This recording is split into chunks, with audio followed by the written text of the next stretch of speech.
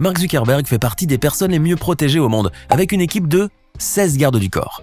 En effet, le patron de Facebook ne lésine pas sur les moyens pour assurer sa propre sécurité, et la facture s'élève d'année en année. D'ailleurs, selon un document officiel, le coût de sa sécurité personnelle a été estimé en 2019 à 10 millions de dollars, soit un peu plus de 8 millions d'euros. Une somme qui dépasse de loin le budget alloué à la sécurité d'autres patrons d'entreprise, comme Jeff Bezos par exemple. Et si l'on compte la sécurité de sa famille et ses voyages à bord d'un avion privé, le budget s'élève à un peu plus de 23 millions de dollars, soit plus de 19 millions d'euros, selon la même source. Cependant, il convient de rappeler que Mark Zuckerberg, qui a eu son premier garde du corps en 2011, a dû engager tous ses hommes chargés de sa sécurité après avoir reçu des menaces de la part d'utilisateurs de Facebook. Normal, quand on se retrouve au cœur des scandales et qu'on mène un mode de vie plutôt simple.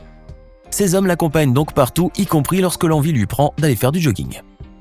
Vladimir Poutine est lui aussi entouré de gardes du corps, parfois en complet noir, parfois vêtus en civil. Le président russe est protégé par le FSO, le service fédéral de protection. Loyauté, discrétion et secret absolu sont les mots d'ordre au sein de cette puissante institution qui se charge de la protection d'autres grandes personnalités russes. Certains de ses membres ont même acquis le pouvoir et sont devenus opulents en se voyant offrir des terres dans l'une des régions les plus riches de Russie pour leurs bons et loyaux services. Cependant, la sécurité de Vladimir Poutine ne s'arrêtait pas seulement à une garde rapprochée. Ses apparitions les plus risquées seraient accomplies par un sosie. Et au fait, si cette vidéo vous plaît, n'oubliez pas de mettre un pouce bleu, de vous abonner à la chaîne et d'activer la cloche pour recevoir toutes les notifications et ne rien rater de nos prochaines publications.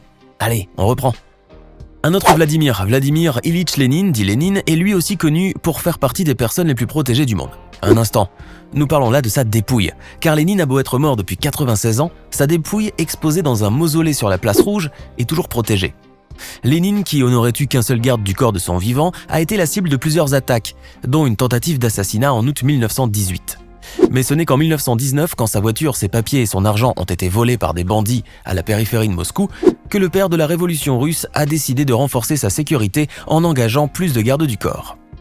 Or, même mort, Lénine a été la cible de plusieurs attaques destinées à le défigurer. D'ailleurs, comment le leader communiste a-t-il pu rester conservé dans cet état pendant tout ce temps ? Eh bien, c'est grâce aux embaumeurs qui travaillent quotidiennement sur sa dépouille. Sans organes internes et sans fluide corporel, le corps de Lénine est soumis à des techniques de conservation très spéciales qui lui font garder son apparence. Par ailleurs, sa peau et les parties abîmées de son corps sont remplacées par d'autres matériaux comme du plastique ou de la paraffine. Partons maintenant en Chine pour rencontrer Xi Jinping et ses gardes du corps. Le leader chinois, à la tête du pays le plus peuplé du monde depuis 2013, est entouré d'une équipe composée de très nombreux gardes du corps. Ces derniers sont sur le qui-vive, regardent autour d'eux, entourent la voiture du président, et certains gardent toujours une main sur les poignées des portières des voitures qui l'escortent. La sécurité du président chinois est assurée par le Bureau de sécurité centrale du Parti communiste, une institution dotée d'un immense pouvoir en Chine et chargée de la sécurité des hautes personnalités chinoises. Toutefois, il convient de rappeler que les membres de cette institution doivent savoir éviter des coups d'État par le passé. Car on ne sait jamais.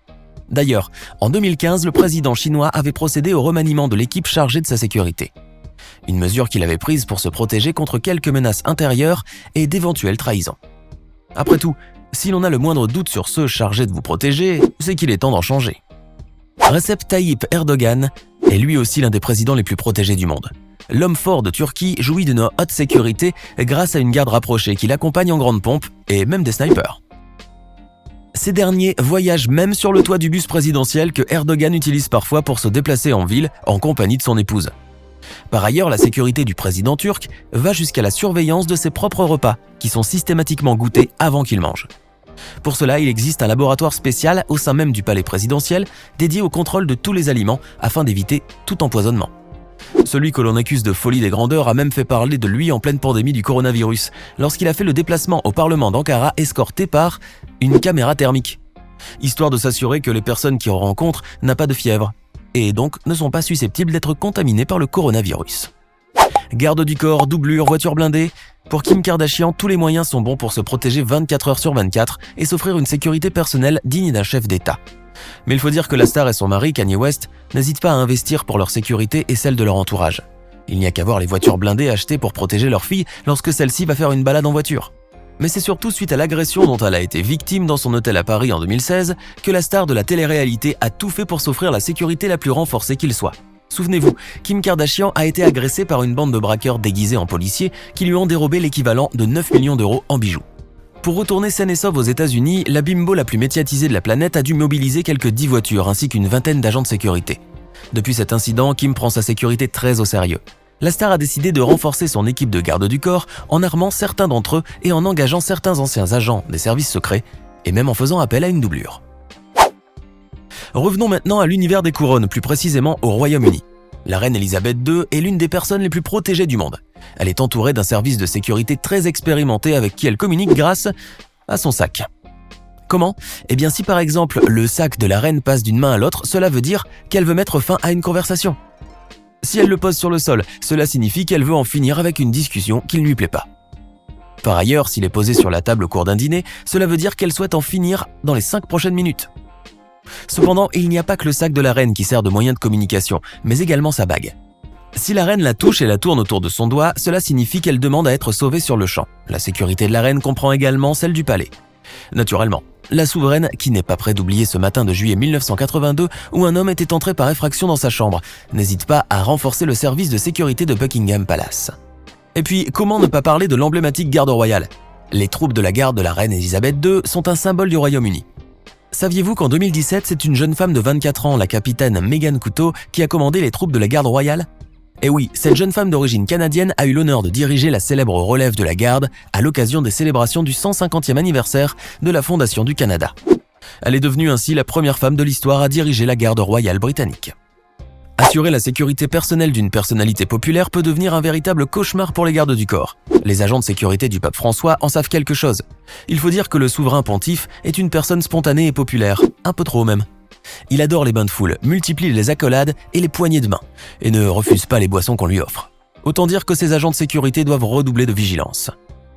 Police italienne, gendarmerie du Vatican, garde suisse, tous ceux chargés de la sécurité du pape bénéficient d'une formation accrue et d'un entraînement intensif afin de remplir parfaitement leur mission et être prêts à affronter n'importe quel incident ou imprévu. Ceux-ci forment autour du représentant de l'Église catholique des cordons de sécurité qui n'empêchent pas toutefois le pape de rester proche des fidèles et d'être libre de ses mouvements s'il le souhaite. Nous allons vous parler maintenant de Joaquin Guzman, plus connu comme El Chapo, qui fut l'un des criminels les plus dangereux de la planète. Lui, ainsi que les membres de sa famille, bénéficiaient d'une sécurité personnelle et étaient constamment entourés de leur garde du corps. Cependant, El Chapo a joui d'une plus grande sécurité lors de son dernier procès. Souvenez-vous, le célèbre criminel mexicain avait réussi à retrouver la liberté en juillet 2015 à l'issue d'une évasion rocambolesque qui avait été rendue possible grâce à un tunnel de plus de 1 km de long passant sous les murs de la prison fédérale où il était retenu. Mais El Chapo a fini par être capturé, puis extradé en 2017 vers les États-Unis. Comme nous vous le disions, même durant son procès, El Chapo a bénéficié d'une très haute protection. Le jugement à New York s'est déroulé sous très haute sécurité avec des mesures qui, selon certaines sources, n'avaient jamais été prises auparavant pour juger d'autres criminels. Placé à l'isolement durant toute la période de son procès, dans des conditions très strictes, il n'avait droit qu'à 1 heure de liberté par jour. De plus, il n'avait droit qu'à la visite de ses avocats et de ses filles âgées de 7 ans à l'époque. Cette protection s'étendait jusqu'aux jurés et témoins, qui se sont vus octroyer de nouvelles identités, tandis que certains se sont vus emprisonnés dans des unités spéciales pour garantir leur protection. Quant au palais de justice, il s'est transformé en une véritable forteresse surveillée en permanence par des officiers armés jusqu'aux dents et de chiens, avec un dispositif sécuritaire confidentiel.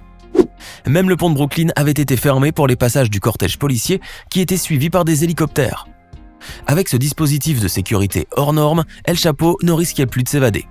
Aujourd'hui, il purge sa peine dans la prison de haute sécurité d'ADX Florence, l'une des prisons les plus sûres des États-Unis, où il finira ses jours. Et enfin, on ne plaisante pas non plus avec la sécurité personnelle de Kim Jong-un. Le leader nord-coréen a à sa disposition tout un bataillon de gardes du corps qui ne le lâchent pas d'une semelle et qui le suivent au pas de course, où qu'il aille. Ces hommes vêtus de costumes et de cravates forment même un véritable bouclier protecteur autour de la voiture, sans plaque d'immatriculation, qui transporte le leader. D'après un ancien membre de la garde rapprochée du dirigeant nord-coréen, ce dernier jouissait d'une protection à 6 niveaux de sécurité au moins. Les hommes de la garde rapprochée de Kim Jong-un sont issus de l'élite militaire nord-coréenne. Ils sont soigneusement sélectionnés sur un grand nombre de critères. Allure et forme physique, maîtrise des arts martiaux, capacité de tir, bonne vision, en plus d'avoir une taille à peu près identique. Bien entendu, une enquête est menée sur leur famille jusqu'à 2 générations. Ces hommes, qui sont les seuls citoyens du pays autorisés à porter des armes à feu, sont soumis à un entraînement intensif, digne de celui des forces des opérations spéciales. Ils développent ainsi leur sens de l'observation et apprennent tout ce qu'il faut savoir pour protéger le leader du pays en cas d'éventuelles attaques. À cela s'ajoutent également des tests d'endurance, ainsi qu'un conditionnement comportemental. Et oui, lorsqu'il s'agit de protéger Kim Jong-un, rien ne doit être laissé au hasard. Et puis enfin, tous les engins électroniques, y compris les téléphones, sont bannis lors des événements auxquels il assiste. C'était les personnes les plus protégées du monde. Connaissez-vous d'autres personnalités qui sont autant protégées que celles-ci? Laissez-nous vos réponses dans les commentaires. Hey! Savez-vous que nous avons des centaines d'autres vidéos disponibles pour vous? Commencez immédiatement une nouvelle vidéo en cliquant sur l'une de ces deux propositions et à demain, même heure, même chaîne pour de nouvelles découvertes.